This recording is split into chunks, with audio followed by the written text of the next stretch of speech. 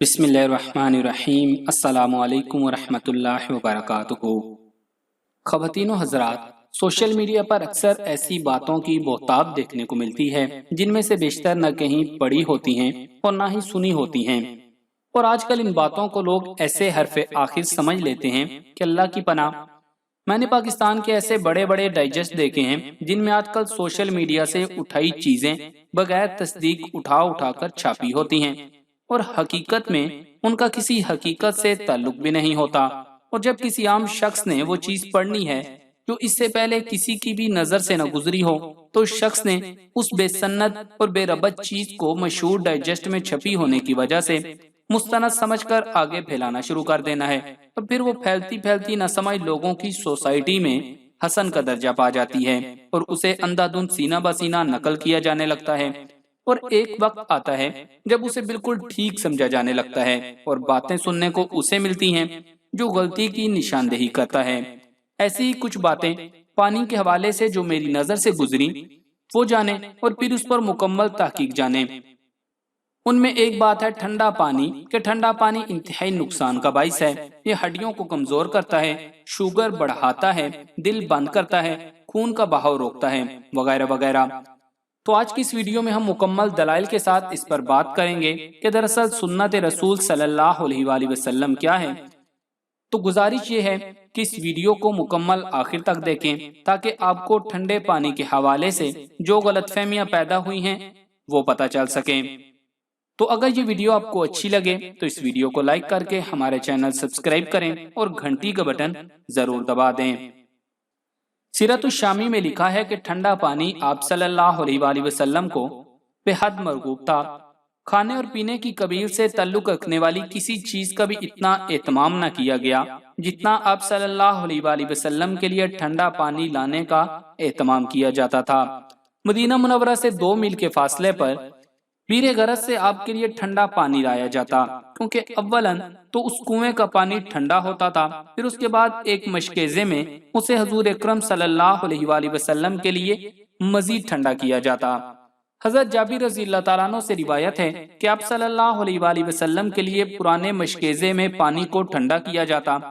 اسی طرح شمائل کبریٰ میں لکھا ہے کہ حضرت ابو رافع رضی اللہ تعالیٰ عنہ کی بیوی کہتی ہیں کہ رسول اللہ صلی اللہ علیہ وآلہ وسلم نے جب حضرت ابو ایوب انصاری رضی اللہ تعالیٰ عنہ کے ہاں قیام کیا تو آپ صلی اللہ علیہ وآلہ وسلم کے لیے مالک بن نضر کے کنویں سے میٹھا پانی لایا جاتا، پھر اس کے علاوہ ازواج مطہرات کے لیے بیر سقیہ سے پانی لایا جاتا، اور رباع اسود جو حضور اکرم صلی اللہ علیہ وآلہ وسلم کے غلام تھے اور خادم بھی تھے، وہ کبھی بیر سقیہ سے پانی لاتے اور کبھی بیر غرض سے پانی لاتے۔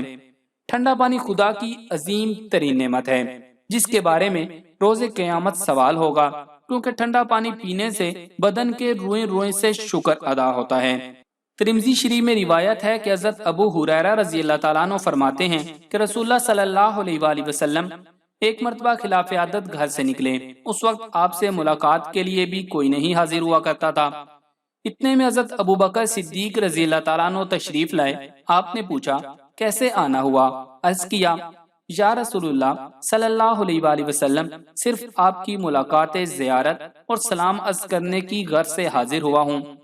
تھوڑی دیر بعد حضرت عمر رضی اللہ تعالیٰ عنہ بھی آ گئے۔ آپ نے ان سے پوچھا کیسے آنا ہوا؟ عرض کیا یا رسول اللہ صلی اللہ علیہ وآلہ وسلم، بھوک کی وجہ سے آیا ہوں۔ نبی اکرم صلی اللہ علیہ وآلہ وسلم نے فرمایا مجھے کچھ بھوک محسوس ہو رہی ہے۔ پھر وہ جب ابو الحیثم رضی اللہ تعالیٰ عنہ کے گھر کی طرف چل پڑے۔ ابو الحیثم کے ہاں بہت سی کھجوروں کے درخت اور کثیر تعداد میں بکریاں تھیں، البتہ خادم کوئی نہیں تھا۔ جب یہ لوگ وہاں پہنچے تو انہیں موجود نہ پا کر ان کی بیوی سے پوچھا کہ کہاں گئے ہیں؟ عرض کیا وہ ہمارے لیے میٹھا پانی لینے گئے ہیں۔ اتنے میں وہ ایک مشک اٹھائے ہوئے پہنچ گئے، پھر مشک رکھی اور نبی صلی اللہ علیہ وآلہ وسلم کے ساتھ لپٹ گئے اور کہنے لگے یا رسول اللہ صلی اللہ علیہ وآلہ وسلم، میرے ماں باپ آپ پر قربان۔ پھر ابو الحسن ان تینوں حضرات کو لے کر اپنے باغ میں چلے گئے، ان کے لیے کپڑا بچھایا اور درخت سے کھجور کا گچھا توڑ کر حاضر کر دیا۔ نبی کریم صلی اللہ علیہ وآلہ وسلم نے فرمایا تم ہمارے لیے صرف تازہ پختہ کھجوریں کیوں نہ لائے؟ انہوں نے عرض کیا میں اس ارادے سے تازہ پختہ اور نیم پختہ کھجوریں لایا ہوں تاکہ آپ جو چاہیں اختیار فرمائیں۔ बस उन्होंने खजूरें खाईं और मीठा पानी पिया।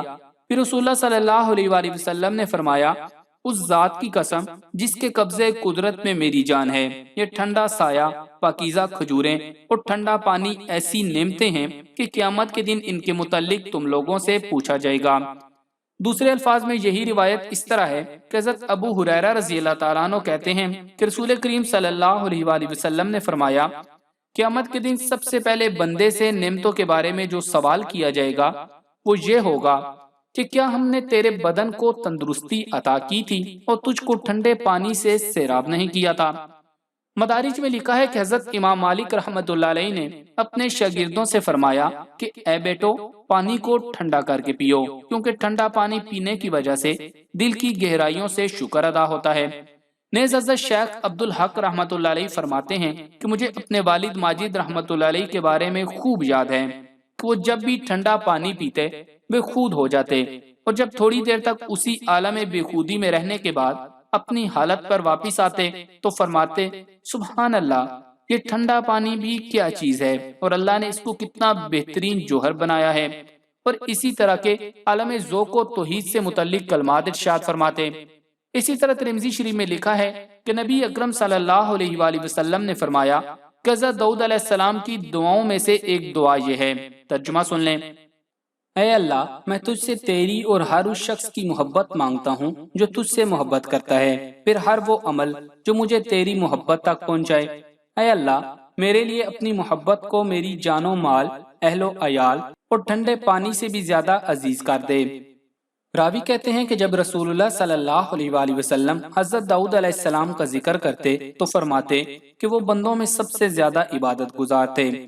सुनन दारमी की रिवायत है कि हज़रत उतबा बिन अब्द सलमा बयां करते हैं, ये नबी अकरम सल्लल्लाहु अलैहि वसल्लम के साहबे किराम में शामिल हैं। एक शख्स ने नबी अकरम सल्लल्लाहु अलैहि वसल्लम से दरियाफ्त किया, या रसूलुल्लाह सल्लल्लाहु अलैहि वसल्लम, आपका बचपन कैसा था? नबी अकरम सल्लल्लाहु अलैहि वसल्लम ने इरशाद फरमाया, मेरी दाइया का ताल्लुक बनु साद बिन बकर से था। एक मर्तबा मैं और उनका बेटा अपनी बकरियां चराने के लिए गए। हमारे साथ खाने के लिए कुछ नहीं था। मैंने कहा, ऐ मेरे भाई, तुम जाओ और अम्मी जान से हमारे लिए कुछ खाना लाओ। मेरा भाई चला गया। मैं उन जानवरों के पास ठहर गया। इसी दौरान दो सफेद परिंदे जो गिद्धों की मानित थे आए। उनमें से एक ने अपने साथी से कहा, क्या ये वही है? दूसरे ने जवाब दिया, हाँ। वो दोनों तेजी से मेरी तरफ लपके। उन्होंने मुझे पकड़ लिया और मुझे सीधा लिटाकर मेरे पेट को चीर दिया।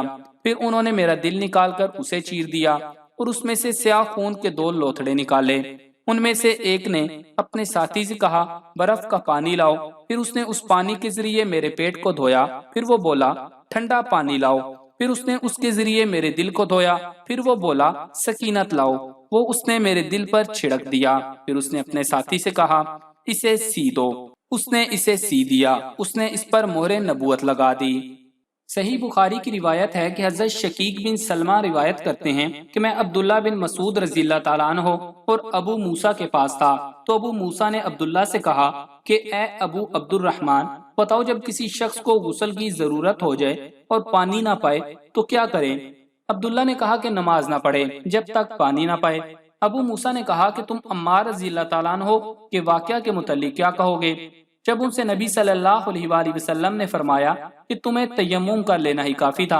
अब्दुल्ला बोले कि क्या तुमने नहीं देखा कि उमर रज़ियल्लाहु ताला अन्हु ने अम्मार रज़ियल्लाहु ताला अन्हु के इस कौल पर भरोसा नहीं किया? अबू मूसा ने कहा, अच्छा, अम्मार रज़ियल्लाहु ताला अन्हु के कौल को भी रहने दो, तुम आयत तयम्मुम के मुतल्लिक क्या कहोगे? तो अब्दुल्ला रज़ियल्लाहु ताला अन्हु की समझ में न आया कि क्या जवाब दें। फिर भी उन्होंने ये कहा कि हम अगर इन लोगों को इस बारे में इजाजत दे देंगे तो बस जब इनमें से किसी को पानी ठंडा मालूम होगा उसे छोड़ देगा और तयम्मुम कर लेगा। सलमान कहते हैं कि मैंने शकीक से कहा कि अब्दुल्ला बिन मसूद रज़ियल्लाहु ताला अन्हु ने तयम्मुम की इजाजत सिर्फ इसी वजह से न दी। उन्होंने कहा, हाँ। मिशकात शरीफ की रिवायत है कि हज़रत अबू बकर रज़ियल्लाहु ताला अन्हु ने एक चरवाहे से दूध लेकर उसमें इतना पानी मिलाया कि वो दूध ठंडा हो गया और फिर उसे हजूर सल्लल्लाहु अलैहि वसल्लम को पीने के लिए दिया। अरब लोग दूध को इसी तरह पीते थे। हमारे यहाँ इसे कच्ची लस्सी कहा जाता है, जो ज्यादातर आमों के मौसम में आम खाने के बाद पी जाती है। तो कौन कौन इन आमों के मौसम में इस सुन्नत को जिंदा कर रहा है, कमेंट्स में जरूर बताइएगा। صحیح بخاری کی روایت ہے کہ حضور صلی اللہ علیہ وآلہ وسلم نے فرمایا کہ جب دجال نکلے گا تو اس کے ساتھ پانی اور آگ ہوں گے، پس جسے لوگ آگ سمجھ رہے ہوں گے وہ تو حقیقت میں ٹھنڈا پانی ہوگا، اور جسے لوگ پانی سمجھ رہے ہوں گے وہ جلانے والی آگ ہوگی۔ جو شخص تم میں سے دجال کو پائے تو اسے اس میں گرنا چاہیے جسے وہ آگ سمجھ رہا ہو، اس لیے کہ وہ حقیقت میں ٹھنڈا اور شیریں پانی ہوگا۔ میں نے تقریباً ٹھنڈے پانی پر اتنی زیادہ احادیث تلاش کی تھی کہ اس سے کم بھی آدھے گھنٹے کی ویڈیو تو آسانی سے بن سکتی تھی۔ ان میں سے کچھ احادیث آپ کو سنائی ہیں۔ ان احادیث کو سننے کے بعد واضح سمجھ آ جاتی ہے کہ ٹھنڈا پانی پینا حضور صلی اللہ علیہ وآلہ وسلم کی محبوب و مرغوب چیزوں و سنتوں میں تھا۔ سنت پہ عمل کی نیت سے کوئی پیے تو احیاء سنت کا عظیم ثواب پائے گا۔ اور کچھ بھائیوں کے اس حوالے سے کہنا ہے کہ اس وقت برف والا پانی نہیں ہوتا تھا، تو اس ویڈیو میں بھی کچھ روایات وہ ہیں جن میں برف والا پانی کا بھی ذکر ہوا ہے، اور یہ بھی ذکر ہے کہ اس وقت اتنا ٹھنڈا پانی بھی تھا کہ حضرت عبداللہ ابن مسعود رضی اللہ تعالیٰ عنہ کو خدشہ ہوا کہ کہیں یہ ٹھنڈے پانی کی وجہ سے وضو کی جگہ تیمم نہ شروع کر دیں۔ تو یہ ساری لغو باتیں ہیں کہ تب یہ تھا تب وہ تھا، اور کوئی ایسی حدیث میری نظر سے نہیں گزری جس میں آقا صلی اللہ علیہ وآلہ وسلم نے ٹھنڈے پانی کو نقصان دہ کہا ہو۔ ان دنوں سوشل میڈیا میں ٹھنڈا پانی پینے کے جو نقصانات گنوائے جا رہے ہیں وہ سراسر بے بنیاد و بے اصل ہیں۔ بظاہر اس کا مقصد ایک سنت نبی صلی اللہ علیہ وآلہ وسلم سے لوگوں کو دور رکھنے کی منظم سازش نظر آتی ہے۔ ایک مومن و عاشق رسول صلی اللہ علیہ وآلہ وسلم کو اپنے محبوب کا مزاج آشنا اور رمز شناس ہونا چاہیے۔ ہاں، طبی اعتبار سے ٹھنڈا پانی اگر کسی کی طبیعت و مزاج سے ہم آہنگ نہ ہو تو اس کے لیے گنجائش بہرحال موجود ہے۔ جس شخص کو ماہر طبیب اور ڈاکٹر منع کرے وہ پرہیز کرے، کیونکہ پرہیز کرنا بھی آقا صلی اللہ علیہ وآلہ وسلم کی سنت ہے۔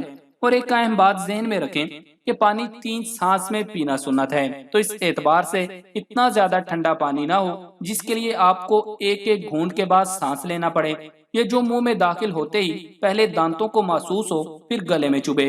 اتنا ٹھنڈا پانی پینا سنت ہے جو جہاں سے گزرے سکون مہیا کرے، نہ کہ تکلیف، اور ایک دم اونٹوں کی طرح پانی مت پیا کریں، وہ معدے کو شدید نقصان پہنچاتا ہے۔